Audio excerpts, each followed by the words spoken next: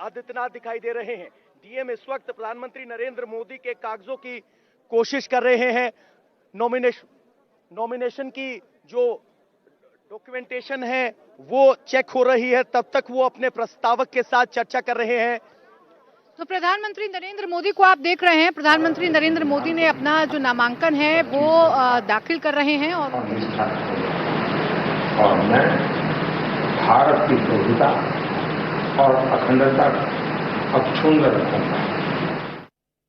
जीत की हैट्रिक यहां से प्रधानमंत्री नरेंद्र मोदी लगाएंगे। और देखिए जो प्रस्तावक हैं वो भी खास तौर पर प्रधानमंत्री नरेंद्र मोदी की तरफ से चुने जाते हैं और उनमें भी खास ख्याल रखा जाता है कि जो आम लोगों के साथ पीएम का कनेक्ट है वो बना रहे। इस बार 4 प्रस्तावकों के नाम फाइनल हुए। इसमें राम मंदिर में प्राण प्रतिष्ठा का मुहूर्त निकालने वाले गणेश्वर शास्त्री भी हैं। इसके अलावा बैजनाथ पटेल, लालचंद कुशवाहा और संजय सोनकर हैं जो प्रधानमंत्री नरेंद्र मोदी के प्रस्तावक बने हैं। प्रस्तावकों में अगर जातीय समीकरणों को साधने की कोशिश को देखेंगे आप तो एक ब्राह्मण है, 2 ओबीसी और एक दलित चेहरे को शामिल किया गया है। और देखिए जानकारी तो ये है कि ये जो नाम है वो प्रधानमंत्री नरेंद्र मोदी की तरफ से फाइनल किए गए हैं क्योंकि पीएम काशी से विशेष लगाव पीएम का है और आज प्रधानमंत्री नरेंद्र मोदी ने कई बार इस बात को बताया है।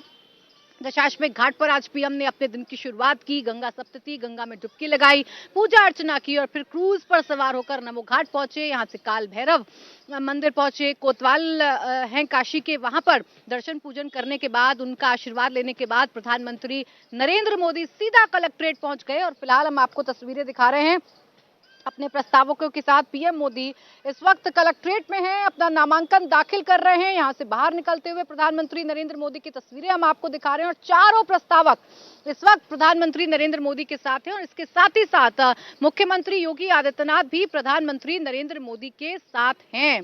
तो पीएम यहां से तीसरी बार अपना नामांकन दाखिल कर रहे हैं। काशी से एक झांकी प्रस्तुत करने की कोशिश की गई है, यानी बनारस को एक पावर सेंटर बनाने की कोशिश भारतीय जनता पार्टी की तरफ से की गई है ताकि जो आने वाले चरण हैं, क्योंकि अब जब आखिरी चरणों की तरफ चुनाव बढ़ेगा तो जो प्रचार प्रसार है या फिर जो सीटें हैं वो पूर्वांचल की सीटें रहेंगी और पूर्वांचल की सीटों का अगर हब कोई है, कोई सेंटर अगर कोई है तो वो है काशी। और काशी से जो संदेश जाता है उससे माना जाता है कि पूर्वांचल को साधा जाता है। ऐसे में पीएम का ये गढ़, पीएम 2 बार से यहाँ चुनाव जीत रहे हैं, उनके रोड शो को भव्य बनाया जा रहा है और उनका जो रोड शो है वो कल हुआ और आज उनका जो नामांकन है वो पीएम दाखिल कर रहे हैं। और यहाँ से पीएम का जो कार्यक्रम है वो बीजेपी कार्यकर्ताओं से मिलने का है, उनसे बातचीत करने का है। नामांकन दाखिल करने के बाद पीएम यहाँ से सीधा रुद्राक्ष सेंटर जाएंगे जहाँ पीएम कार्यकर्ताओं से मुलाकात करेंगे, नेताओं से मुलाकात करेंगे। और देखिए इस पूरे के पूरे कार्यक्रम को कितना बड़ा बनाया गया है ये अंदाजा आप ऐसे लगा सकते हैं कि 12 राज्यों के, यानी कि जो एनडीए शासित राज्य हैं, 12 राज्यों के मुख्यमंत्री यहां पर आए हैं। बीजेपी के तमाम बड़े नेता यहां पर मौजूद हैं। यूपी कैबिनेट के कई जो मंत्री हैं वो यहां पर मौजूद हैं। एनडीए के जो अलायंस पार्टनर हैं, जो बड़े बड़े नेता हैं, चाहे आप बात कर लीजिए जयंत चौधरी की, ओपी राजभर की, ये सभी यहां पर मौजूद हैं और प्रधानमंत्री नरेंद्र मोदी के नामांकन को बड़ा बनाया जा रहा है। अब जो प्रस्तावक आपको पीएम के साथ अंदर नजर आ रहे हैं, कलेक्ट्रेट ऑफिस में नजर आ रहे हैं, उनके बारे में भी जान लीजिए। गणेश्वर शास्त्री, पंडित गणेश्वर शास्त्री द्रविड़ मूल रूप से दक्षिण भारत के हैं और वो वाराणसी में रहते हैं। अयोध्या में राम मंदिर की प्राण प्रतिष्ठा का मुहूर्त और काशी विश्वनाथ कॉरिडोर के उद्घाटन का मुहूर्त भी इन्होंने ही निकाला था। संजय सोनकर के बारे में जान लीजिए। दलित वर्ग से आते हैं, वाराणसी भाजपा में जिला महामंत्री हैं, पीएम के करीबी और भरोसेमंद लोगों में हैं। 2022 में बीडब्ल्यूएल हेलीपैड पर पीएम से इन्होंने मुलाकात की थी। ये संजय सोनकर का परिचय है। बैजनाथ पटेल के बारे में भी आपको बताते हैं, ओबीसी वर्ग से आते हैं, हरसोस गांव के रहने वाले हैं, साल 1995 से लेकर 2000 तक गांव के प्रधान रहे हैं।